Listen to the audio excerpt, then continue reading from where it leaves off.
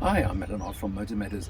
Did you know we hit 20,000 subscribers on the channel just the other day? And this is our first full video review since the 20,000 mark with the VW Tiguan. This is the new updated model that was launched very, very recently. And if you want a clue to know exactly that it is the new updated model, this is the IQ lighting bar across here with these upgraded lights that are really superb. You'll see more of that in the video.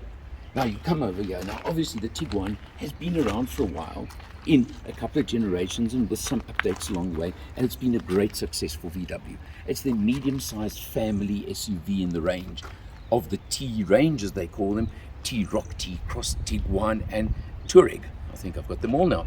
But this is the second biggest, and you can see it's a nice big decent looking car. 18-inch alloy wheels standard on this. You can upgrade to 19s among the many other extras you can specify when you buy your vehicle. Comes standard with roof racks over here, keyless entry, keyless start, all those sort of features that you would expect from a vehicle at this level and in this class. Pop open the back door, let me jump in quickly. And you see over here, driver's seat set for myself, but it actually has comfort seating, i.e. it moves you back to give you better access when you switch off and moves itself automatically forward into your position when you start. And I haven't encountered in the past, it does it on the passenger seat as well. So this is actually further than my normal driving position set for me, and yet still look at the space I've got in the back seat, look at the legroom. Something I've been looking for and can't seem to locate, which I find very strange, is I can't find USBs in the back seat. I don't know if I've missed them, because obviously I don't travel in the back seat very often, but I don't see any, and I'm a little bit surprised by that.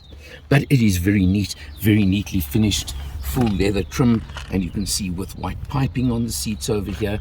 Obviously the seats can fold forward. It does all the things you expect from a medium family SUV, and with a massive double panoramic sunroof as well, which is an extra. And I'm going to mention the word extras a few times on this test and in this review. You come around to the rear, it tells you IQ lighting, and you have got, of course, the very large light bar right across the rear tailgate. This is the Life model in the range. You get the entry model, this is the second spec level, and then you do get the R lines as well. Very nice sized boot, lift up over here. You've got a space saver spare wheel underneath there, so at least you do have a spare wheel. But I think it's time for the Allen test.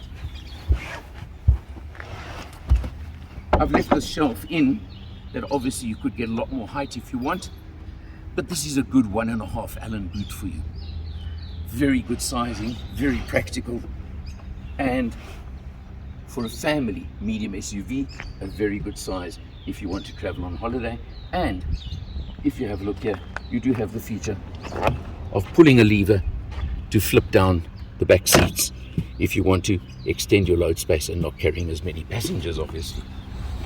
You'll see this unit has got a tow bar on it, again, not standard, an extra. The TSI, the Life model, is powered by VW's. It's a pretty familiar 1.4 litre turbo petrol engine, which at 110 kilowatts, 250 newton meters of torque, driving the front wheels through VW's famous DSG, dual clutch automatic transmission, which really does a good job. Let's check it on the road and let's have a look at all the features inside. I'm sure you recognize the road by now. Yep, the Hearties Road. My favorite little road. Twisties, bends, ups, downs. It's got it all to test out exactly what a car feels like when you're out on a cruise. And let me tell you, this VW Tiguan 1.4 TSI Life is really smooth, comfortable, relaxed. All the things you want from your family SUV.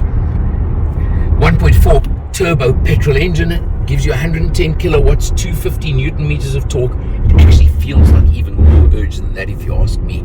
I must say, it feels potent. It really does. And it just cruises so nicely. Very well spec'd, but just keep in mind, a lot of the spec is extra, not standard spec. But let's not complain about that right now. Look at this nice big infotainment screen in front of me.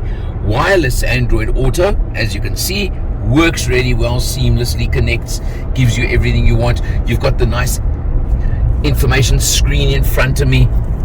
Unusual twisty gear shift, but you know what, you get used to these things very, very quickly. But just overall, the only thing I've got to say, but we'll talk more of it later on in the video, is watching what option boxes you tick. But considering it is my first test of a VW, yeah, you heard me right, thank you VW, it really is a great place to start. It is a superb medium family SUV. It ticks all the boxes in that respect, I've got to tell you. Overall, loving driving it. A couple of people have been asking me about the high beam lighting system on the Tiguan, the Lighting Plus, or the IQ lighting as it's called. So we're in our local area. You can see it's fairly dark. One of the features, for example, is I'm going to come to Stop Street, obviously put on the indicator, which I think is important, and you'll notice it does give you a bit of the turning with the headlights following you around the corner. The other thing that's important is, let's see what it's like when I put on the high beams, and it should come a lot brighter.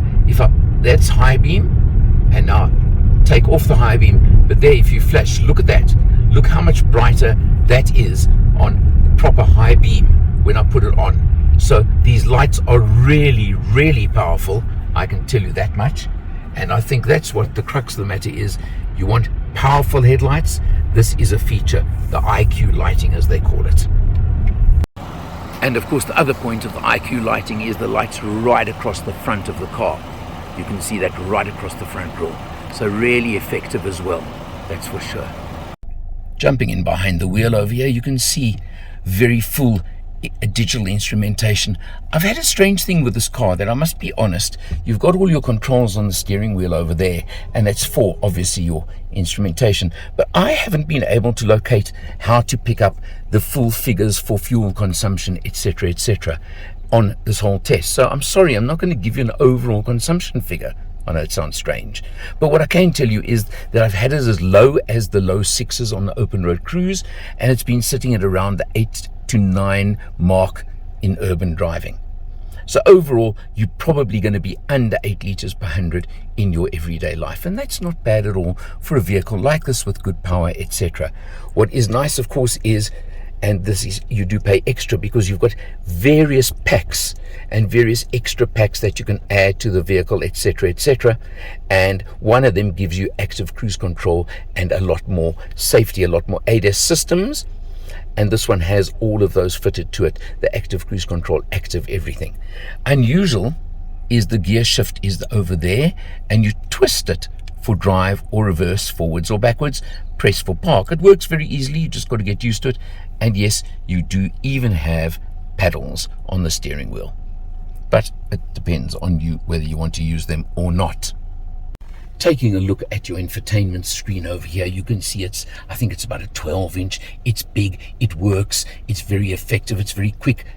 Android Auto, for example, links easily, quickly, nicely. So you got that, you go there for your different modes on your auto transmission. I've left it in comfort the entire test, I can tell you, but you've got a sport, individual, etc. So you can set everything you want very, very easily. There is a park assist system. You know I don't use them. Simple as that. I'm going to simply tell you that, okay? And you can change image views as well. And talking about that, let's just show you your reverse camera system. So you've got your lines, your guidelines, etc. You've also got the overhead over there. So you've got a really good, and I must tell you, very, very high definition camera over there too. So I do appreciate and like that. You can see there, you can do that, you can do that, you can do that. You can fiddle and play with your cameras as much as you want, which again is nice to have, isn't it? And another feature I've got to just show you quickly while we're talking is, and again this is part of one of the extra packs, is heating and cooling and massage on both front seats. How's that? I think that's a pretty comprehensive suite of extras that you get on the vehicle. Android Auto worked perfectly, linked seamlessly, all those sort of things. You come down over here, Like, don't like, up to you. The fact that there are no controls for the aircon system over there, you do it through the screen as I showed you. This is interesting. You've got a little shelf over here. You flip it up. You've got another big shelf area here, and you've got two USBs there. Now, I said earlier I couldn't see any USBs in the back, and these are only USB-Cs. You know me, I'm still on USB-A. Sorry, folks. So it was a little bit of a pain. You do have an inductive charging pad back here. This is a nice volume control over here, and your engine stop-start there, electronic parking brake. Simple, easy, and very straightforward. I mentioned earlier the panoramic sunroof up above us over here. Big, and you've got the blind across it. But what I found quite interesting was the controls for the sunroof are haptic. They're not proper click push buttons. And maybe it was me, but I found them a little bit more awkward to operate. But nice feature. Again, got to tell you, is an extra on the car. Just keep that in mind as well. So, where am I taking you with us? Well, you have a look at the trim. It's all soft touch features. Very interesting effect in front of the passenger, even on the driver's side, on the doors, throughout. Now, VW are premium. There's no discussion about it. So everything about this car feels premium, drives premium. It drives really nicely. It handles well. It's got all those kind of things. And I must tell you, I've mentioned it when we're on the road, that it feels like it's more than 110 kilowatts under your foot. It really did feel that way to me. It is a competitive market segment, and we all know that they're the Chinese brands that have come in a lot lower prices. But what price, what value do you put on the German engineering? That's the question I'll ask you. The Tiguan, the Life model, at base price is just on 700,000 Rand. Gives you a 5-year, 90,000 kilometer service plan included as well. But you've got to watch the boxes you tick for your extras. I've got to just say that, and I say that with all the premium brands, so I'm not picking here, because some of these extras are really good. I would obviously tick the boxes for all the possible extra safety equipment, as in the monitoring, the blind spot monitoring, the rear cross traffic monitoring, the autonomous driving level that you can get, the adaptive cruise control. I think you know where I'm going. I would pay for extra for those with the greatest of pleasure. I'm talking sunroofs, I'm talking 19-inch wheels instead of 18s, which could affect your ride as well. You may want to upgrade to a Harman Kardon sound system, which this car doesn't have. So those are the choices and the things you must look at very carefully when ordering your Tiguan. Because this one, as it stands, is 875,000 Rand.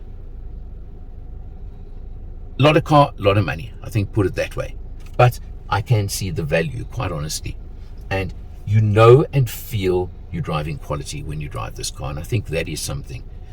So in summary, quality, German engineering, VW's reputation, VW's popularity in South Africa. Overall, it's been such a successful model for VW. I guarantee this one will continue. For MotorMatters, I'm Alan R, and I'll see you next time.